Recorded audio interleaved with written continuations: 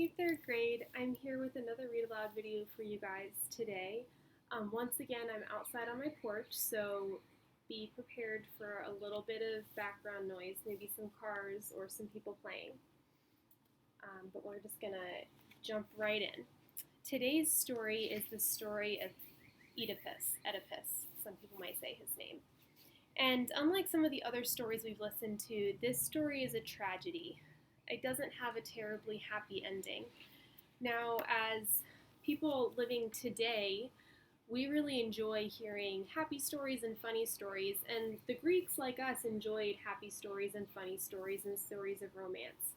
But they also saw a great deal of value in tragedies. You might remember that one of the 9 muses, the muses were the ones who sang and told stories, and they represented and preserved Greek culture. One of the 9 muses was the muse of tragedy, because the Greeks recognized that sad stories and stories with unhappy endings and unhappy characters had a great deal of value and could teach us a lot. So we're going to hear one of those tragic stories today. This story has some characters, or at least one character we've already met, Theseus, the king of Athens. This is going to take place when Theseus is a little bit older. So he's already king of Athens.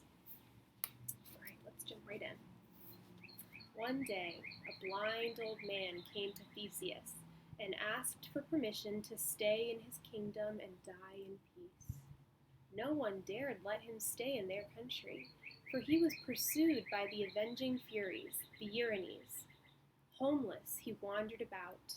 The old man, whose name was Oedipus, then told Theseus his sad story. His misfortunes had started before he was born. His father, King Laius of Thebes, had been told by the oracle of Delphi that the child his wife, Jostica, was carrying was fated to kill his father and marry his mother. This must never happen, thought the king.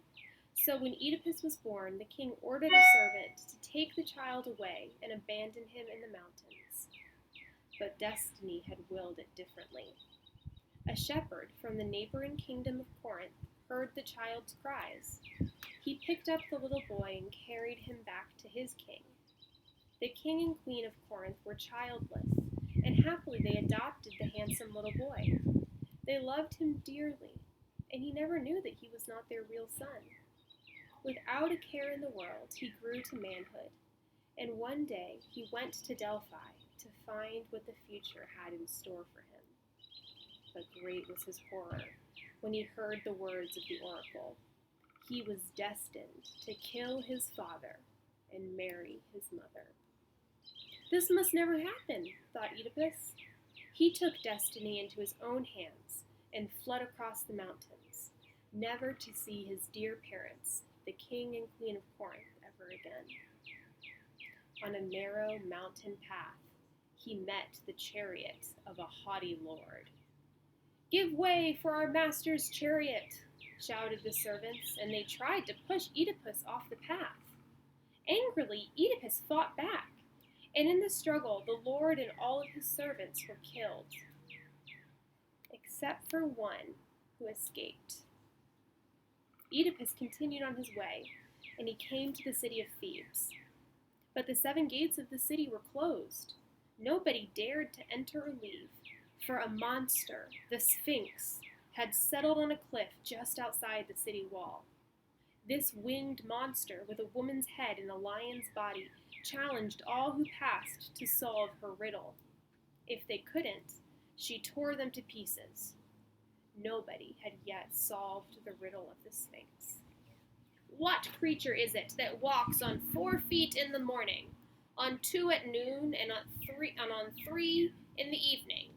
she asked in a sinister leer when she saw Oedipus. "It's a man," Oedipus answered. "As a child, he crawls on 4 legs. When he is grown, he walks upright on his 2 feet, and in old age, he leans on his staff."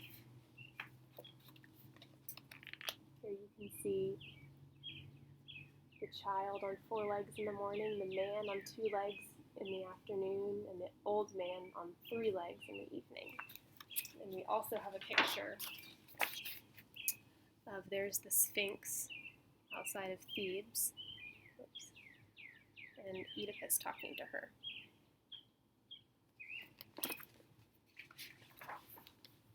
The Sphinx let out a horrible scream. Her riddle was solved and she had lost her powers. In despair, she threw herself to her death. The gates of Thebes burst open and the people crowded out to thank the stranger who had freed them. Their old king had recently been killed, leaving no son to inherit the throne. And when they heard that Oedipus himself was a prince of Corinth, they asked him to marry their widowed queen and become their king. To be sure, Queen Justica was much older than Oedipus, but she was still beautiful, for she wore a magic necklace that the gods had given to Harmonia, the first queen of Thebes. Those who wore that necklace stayed young and beautiful all their lives. Thus, Oedipus became king of Thebes, and he ruled the great city justly and wisely for many years. One day, news reached him that the king of Corinth had died the peaceful death of old age. And while he mourned for his father, he was glad that he had been spared from a terrible destiny. Shortly afterward, a pestilence broke out in Thebes, and people died in great numbers. Oedipus sent for a seer and asked him how he could save his people. The seer answered that the pestilence would last until the death of the old king of Thebes had been avenged. Oedipus swore that he would find the man who had killed the old king and would take out his eyes. He sent his men to search until they found that one surviving servant of King Laius's party. And when the servant was brought before King Oedipus, that servant recognized him at once as the slayer of the old king. And now the whole terrible truth came out. For he was also the selfsame servant who had abandoned the infant Oedipus in the mountains, and had known all the while that the child had been found and adopted by the king of Corinth. In despair, Queen Justica went to her room and took her own life, and Oedipus, in horror, took out his own eyes and left Thebes, a broken old man. His daughter Antigone went with him, and they wandered from place to place, turned away from every city, until at last they came to Athens. Not cursed, but blessed will be the place where you lie down and close your eyes, said Theseus when he had heard the story.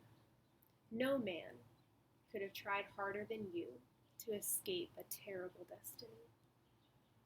The avenging Erinyes, who had been chasing Oedipus, now dropped their whips so that he could die in peace. His two sons, Eteocles and Polynices, had no regard for the sufferings of their father. They stayed in Thebes and fought over the throne. At last they agreed to take turns being king, 1 year at a time. Eteocles ruled Thebes first, and when his year was up, he refused to give up the throne to his brother. Polynices left Thebes in rage, taking with him the magic necklace of Harmonia, vowing to return with an army to take his rightful throne by force.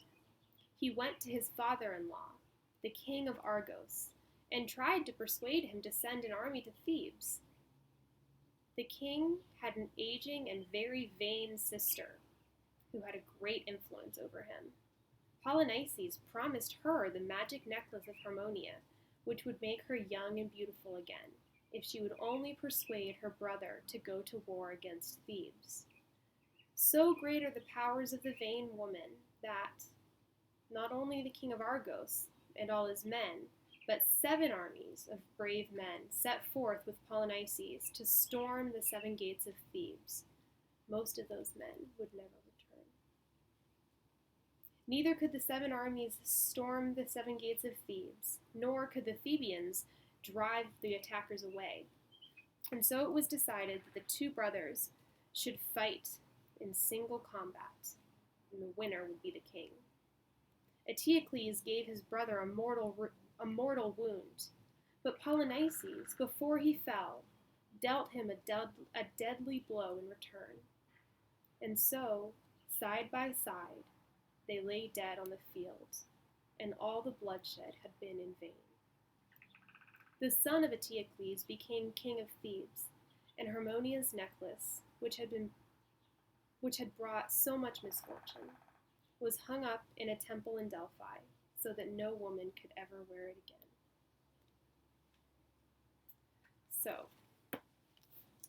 not a terribly happy story. Did you guys catch how Oedipus in the end did marry his mother mistakenly because he thought that his mother was the queen of Corinth, when in fact she was the queen of Thebes? And he did mistakenly kill his father, King Laios, on the road when he was in his chariot. And yet he had valiantly tried to escape his terrible destiny. And so Theseus said that the place where he lay down eventually to die would be a blessed place instead of a cursed place.